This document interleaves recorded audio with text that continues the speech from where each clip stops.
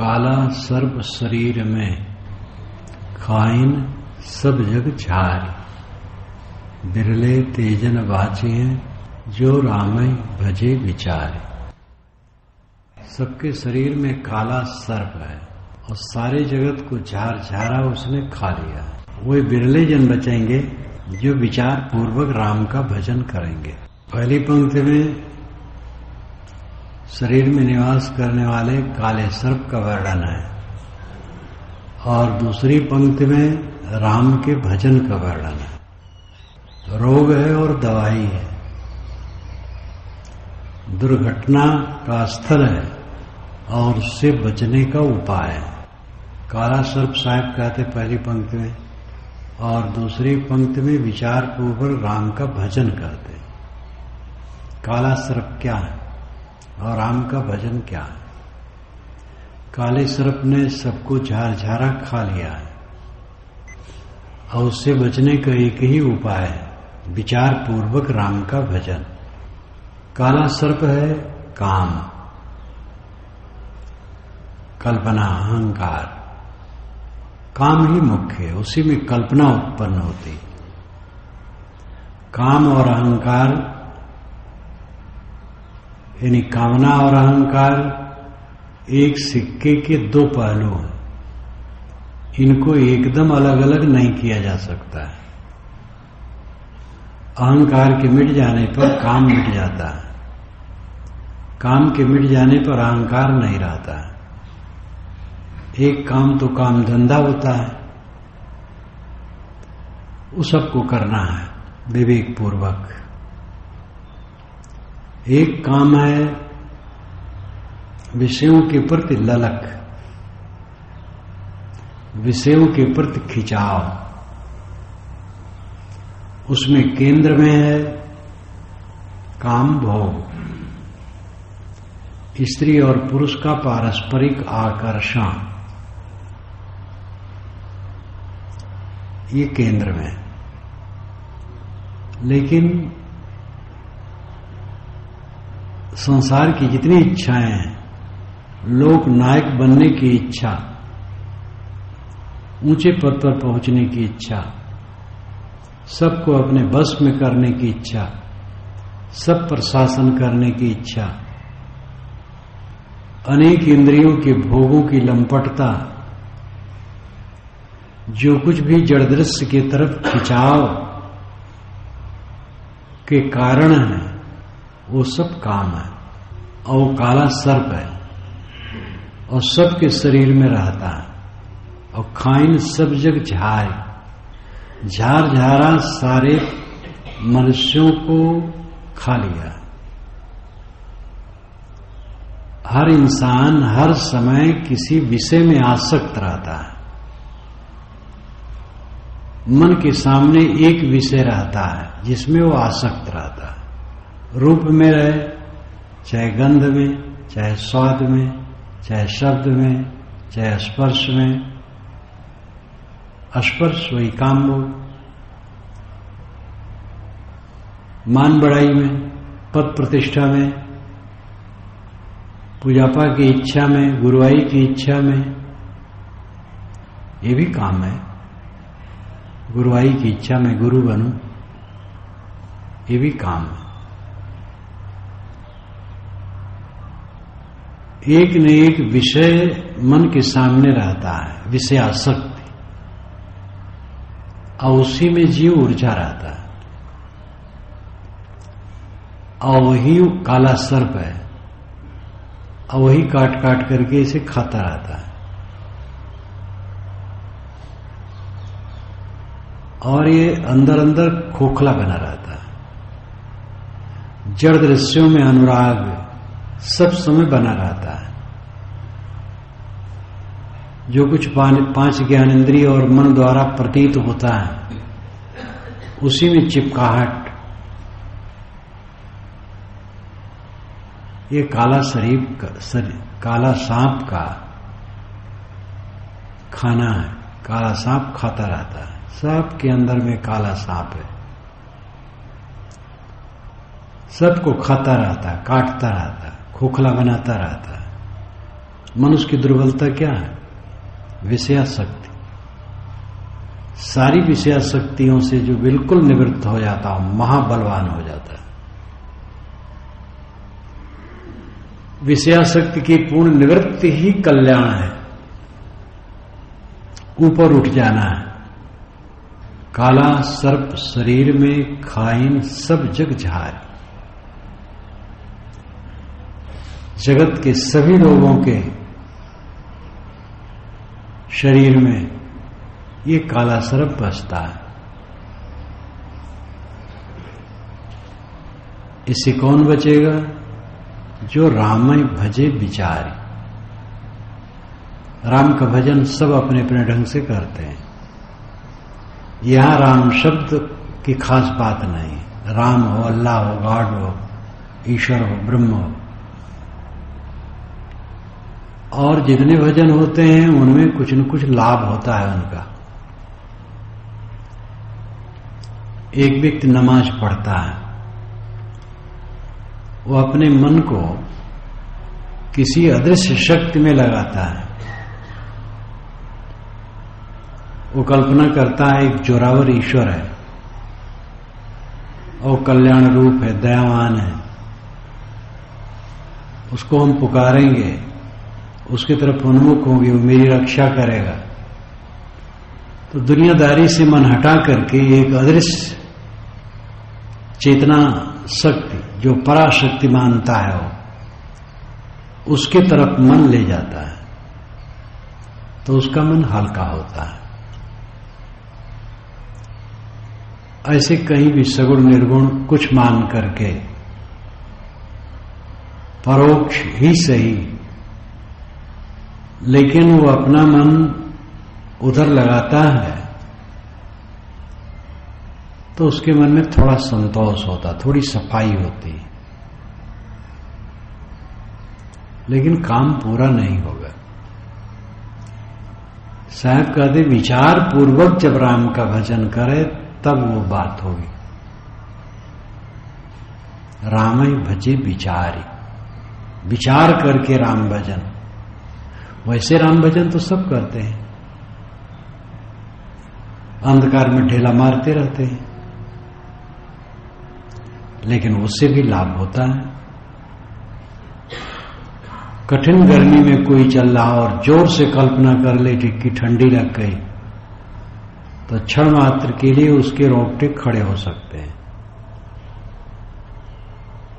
और कठिन ठंडी में कोई चलता हो, जोर से कल्पना करे पूरी तत्परता से कि गर्मी लग गई, तो गर्माहट की भावना कुछ क्षण के लिए आ सकती है। ये मनोवैज्ञानिक तथ्य। भूत प्रेत कहीं नहीं होते हैं। एकांत में आदमी गया, भूत की भावना में भावित हो गया तो भयभीत हो जाता है। अकेले में कोई जंगल में बैठा है, लेकिन काम भावना से भावित हो गया, उत्तेजित हो जाता है। इसलिए ये मनोवैज्ञानिक प्रभाव होता है। जिस भावना में जो रहता है उस भाव से वो आंदोलित हो जाता है। तो किसी प्रकार का राम भजन, ईश्वर, अल्लाह, खुदा, गॉड कुछ मान करके कहीं किसी लोक में वो बैठा है, हमारे चारों तरफ है, बड़ा जोरावर है, बड़ा बलवान है, सच्चिदानंद है, दुख दूर करने वाला है, बड़ा कृपालु है, उसका हाथ हमारे ऊपर है, इत्यादि कल्पना करके अगर आदमी उधर सोचता है, कुछ मंत्र पढ़ता है, जप करता है, तो कुछ न कुछ उसे राहत मिलती है, कुछ न कुछ संतोष होता है। लेकिन बोध नहीं होगा और पूरा दुख दूर नहीं होगा। बिरले ते जन बाचे हैं जो राम में भजे विचार। जो विचार करके राम का भजन करेगा वो ये काला सर्प से बचेगा। कबीर साहब राम क्या मानते, कैसे मानते, इसके विषय में दो राय नहीं। सभी विद्वान एक मत से कहते हैं कि वे अंतरात्मा को राम मानते हैं। हृदय बसे ते ही राम न जाना, कस्तूरी कुंडल बसे मृग ढूंढे बनमाए, तैसे घट घट राम है दुनिया जानत ना है। सबके अंदर में मैं कौन हूं, मैं हूं का अस्तित्व बोध सबको जाने अनजाने होता है। जब समझ करके होता है तो सही बोध कहलाता है, नहीं तो ऐसे ही मैं हूं, ये सबको आभास होता है मैं हूं। ये जो मैं तत्व है यही विचारणी है। मैं के दो रूप हैं, देह के नाम रूप में मैं का भाव लेकर के मैं कहना, ये व्यवहारिक है और अबोध का विषय है। व्यवहार के लिए कहना पड़ता है और अबोध से भी ये माना जाता है मैं देह हूं, नाम मेरा है। लेकिन दूसरा मैं है जो चेतन है, उस चेतन के भाव लेकर के मैं हूं। चेतन अस्तित्व के बोध भाव को लेकर के जो मैं भाव होता है वह बोध है, और देह को लेकर के जो मैं भाव होता है वो अबोध है।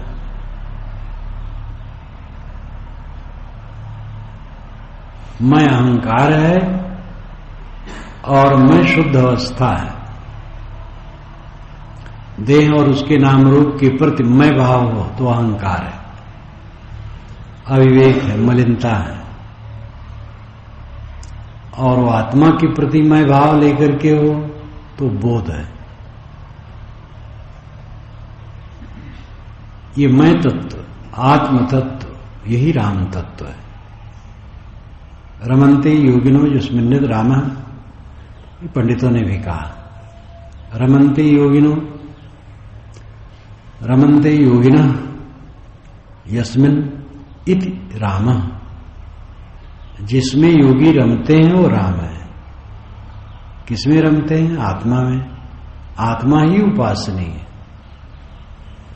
उपनिषदों में बारंबार ये कहा गया आत्मा ही उपासनीय है। पटिभाष्यत्मत्तना तथागत ने कहा आत्मा द्वारा आत्मा में ही निवास करे। आत्मन्येव आत्मना तुष्ट, आत्मा द्वारा आत्मा में संतुष्ट हो, गीताकार ने कहा। तो ये जो आत्म अस्तित्व का बोध है, उस बोध में जागृत रहना विचार पूर्वक राम का भजन है। भजन का अर्थ है सेवा करना, भजन का अर्थ है स्वत्व, भजन का अर्थ है विभाजित करना। भजन का पहला अर्थ है सेवा करना। अपने आप को सब तरफ से छुड़ा लेना ही अपनी सेवा करना है, और अपने आप को सब तरफ फंसा लेना अपने को दुर्गति में डालना है। सबके मोह में फंसा लेना, दुर्गति में डालना है, और सबके मोह से अपने को निकाल लेना अपनी असली सेवा है। यहां राम अंतरात्मा है। सेवा बाहर की सेवा होती है, स्थूल सेवा, सबको राम रूप समझकर, आत्म रूप समझकर जो बन सके सेवा करे। लेकिन यहां साधना का विषय है, तो राम की सेवा होगी राम को सब में से निकाल लेना, आत्मा को सब में से निकाल लेना, यानी देह से निकाल लेना विवेक पूर्वक। सब समय ऐसा विवेक जागृत रखना कि मैं देह नहीं हूं।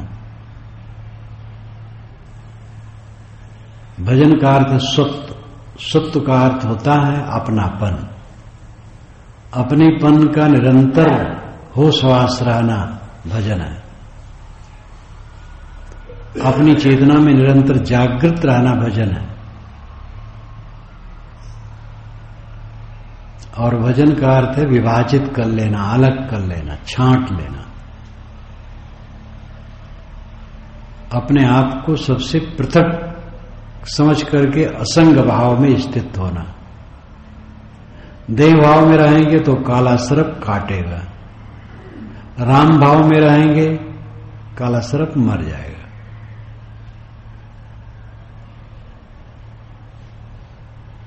काला सर्प शरीर में खाइन सब जग झारी, बिरले ते जल बाची है जो रामे भजे विचारे। सारे जगत के लोगों को काले सर्प ने झारझारा खा लिया है। साधक इस चीज को देखता है, और लोग क्या देखेंगे, वो तो वही स्वरूप ही बने, काम भोग ही जीवन का परम लक्ष्य माने बैठे। सामान्य आदमी को लगता है कि इसके बिना जिया नहीं जा सकता, देह मैं हूं, नाम रूप मेरा है, इंद्रियों की उत्तेजना जीवन का सुख है। अविद्या में यही आभास होता है, और इसी आभास में पड़ करके सब खाए जाते हैं काले सांप से। ये एक परम वास्तविकता है, यही दुर्बलता है, अविद्या का यही विस्तार है। जितने जितने अंशों में अपने को काम वासना से निवृत्त करता है साधक, उतने उतने अंशों में मानो राम भजन करता है। आसक्ति जितनी दूर होगी, विषयासक्ति जितनी दूर होगी, राम भजन में मन लगेगा, इन्हीं अपनी असंगता में चित्त ठहरेगा। और जितना राम भजन होगा, अपनी असंगता में चित्त ठहरेगा, उतना काला सर्प मरेगा। बहुत सहज है, पूरी शक्ति उधर नियोजित करना चाहिए। आदमी उठते बैठते चलते फिरते दृश्यों की याद करता है, जो देखा है, सुना है, भोगा है, उसी की याद करता और उसी के वितर्क में पड़ा रहता है। साधारण सोचता और वितर्क में सोचता है, दो प्रकार की प्रवृत्ति मन के सामने बनी रहती है। सहज सोचता है, सड़क को सोच लिया, जमीन को सोच लिया, मकान को सोच लिया, पेड़ को सोच लिया, आदमी को सोच लिया, गाय बैल को सोच लिया, गोबर माटी को सोच लिया, जो जो ख्याल आया उसी को सोचता जाता है। ये सहज सोचना है। और वितर्क पूर्वक, उन्होंने ऐसा मुझे कहा, मैं देख लूंगा वो कौन होते हैं, उनको ये उत्तर दूंगा, और मन ही मन में उत्तर देता रहता है, मन ही मन में लड़ता रहता है। ये और उलझन है। सहज स्मरण उलझन नहीं है, वितर्क पूर्वक स्मरण उलझन है। लेकिन बोध की बात है, वितर्क तो हो ही ना, सहज स्मरण भी जड़ दृश्यों का न हो, आत्मा का अनुचिंतन हो। अनुराग जी निज रूप सो जगति विलक्षण देखिए, संतोष सम शीतल सदा दम देहवंत न पेखिए। निर्मल निरामय एक रस्ते हर शोक न व्यापई, त्रैलोक के पावन सो सदा जाकी दशा ऐसी भई। ये गोस्वामी जी की विनय पत्रिका में। अनुराग जे निज रूप सो जगते विलक्षण देखिए। निज रूप का अनुराग जग से विलक्षण कर देता है। निज रूप में अनुराग हो। अहम शुद्ध चैतन्य ज्ञान स्वरूपम अजरहम अमरहम अखंडम मनोपम। स्वरूप का अनुस्मरण करो, आत्मा का अनुस्मरण करो।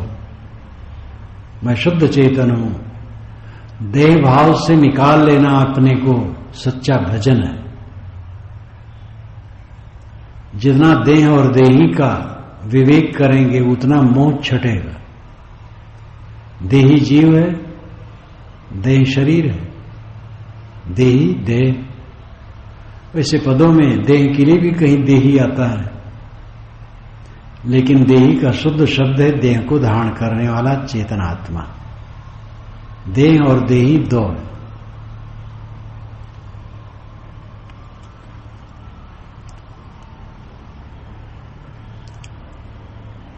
विचार पूर्वक राम का भजन करो, अंधाधुंध में बहे न जाओ। माला फेरत जुग गया, गया न मन का फेर। कर का मन का डारी के मन का फेर। माला फेरते जुग गया और मन का फेर न मिटा, इसलिए साहब कहते कर का मन का डारी के मन का फेर। कर का मन का मणि का दाने, माला के दाने। कर का मन का, हाथ में जो माला के दाने सरका रहे हो, कर का मन का छाड़ गए। मन का फेर। मन का मणि का फेर, मन के दाने को फेर। कितना सुंदर अनुप्रास अलंकार।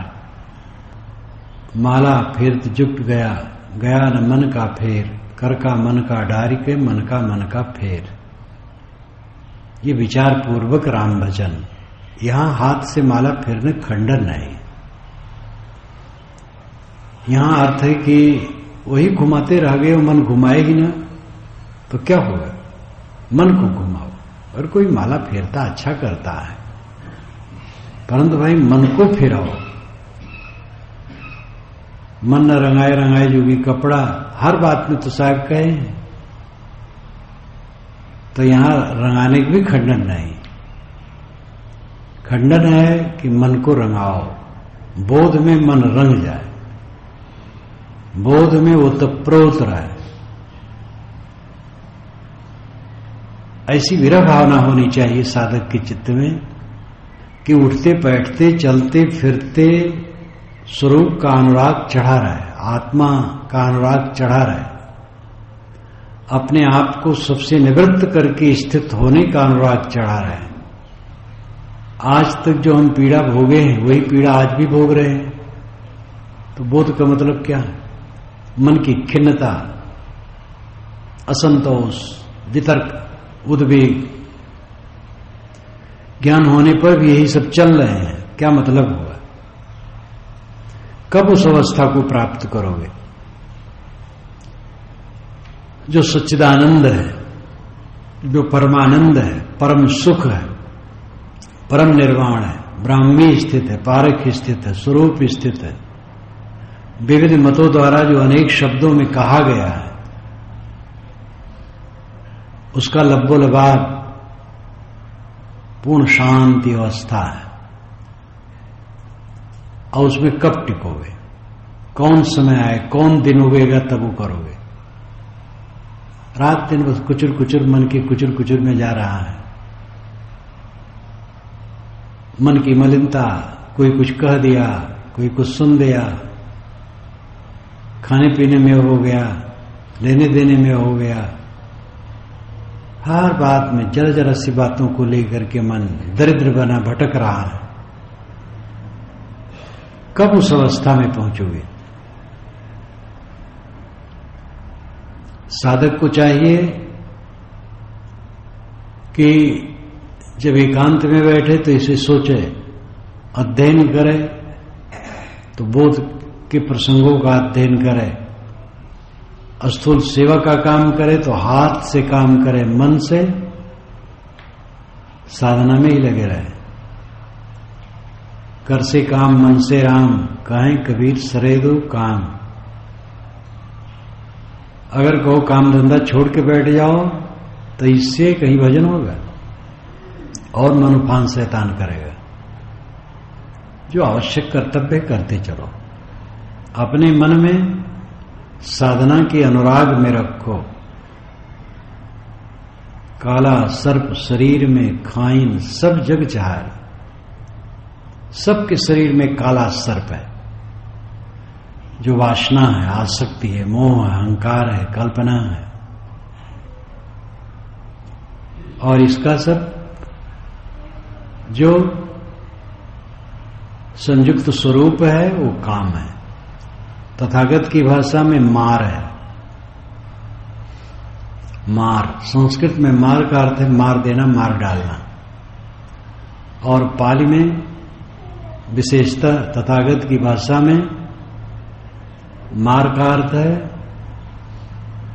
सारी बुराइयों का मूर्तिमान स्वरूप। वह काम, कामना, मलिन विषयों की कामना, यही मनुष्य को मारती रहती है। इसी में ये व्यस्त डूबा रहता है। सबके शरीर में काला सांप है, सावधान रहो। सांप बाहर से आ जाए सब भाग खड़े होगे। अब अंदर में काला सांप, उसको होशे नहीं। बड़ा प्यारा लगता है काला सांप। काम वासना मन में आई, बड़ा बड़ा प्रिय लगती है। अगर मन में वासना आए तो चौंक जाओ। सांप से भी ज्यादा भय करो उससे, और मन में टिकने न दो। सदैव जागरूक रहो। काला सर्प शरीर में, सबके शरीर में काला सांप है। काम वासना है, आसक्ति है, अहंकार है। खाइन सब जग झार, सबको झार झारा उसने खा लिया है। इससे बचने का उपाय है विचार पूर्वक राम भजन में लगना। राम भजन, आत्मा का अनुचिंतन, अपने को देहातीत समझना, देह की आसक्ति से अपने को निकाल लेना। देह एक मिट्टी का लोथड़ा है, मांस का लोथड़ा है, मिट्टी का पिंड है। बाहर मिट्टी, मिट्टी पर मिट्टी बैठी है। ये ब्रह्मांड, ये भूमंडल मिट्टी, शरीर मिट्टी है, मिट्टी पर मिट्टी पड़ी है और मिट्टी मिट्टी मिल जाएगी। जो मेरा धन है, मेरी प्रॉपर्टी है, वो तो आत्मा है, शुद्ध चेतन है। इस भावाकार वृत्ति में जो रहता है, साहब कहते हैं वे बिरले जन बचेंगे, बिरले तेजन बाँची हैं, जो रामे भजे विचार। काल का अर्थ हम समय भी कह सकते हैं। पहला जो कहा गया है वही अर्थ सच है। दूसरा अर्थ काल समय है, और ये निरंतर काट काट के खा रहा। काला सर्प शरीर में, मौत शरीर में बसती है और रोज काट काट के खाती है, छीड़ करती चली जा रही है। इससे वही बचेगा जो विचार पूर्वक राम भजन करेगा, जिसे राम का बोध है, आत्मा राम का बोध है कि मैं देह नहीं हूं, शुद्ध आत्मा हूं, हमारा आत्मा हूं, तो मरने क्यों डरेगा? शरीर छीड़ हो रहा है, मैं नहीं छीड़ हो रहा हूं, मैं नित्य शुद्ध बुद्ध हूं। तो जो अविनाशी आत्म तत्व के बोध में रहेगा, उसको मौत क्या करेगी? मौत शरीर को मारेगी, आत्मा पर उसका कोई वश नहीं।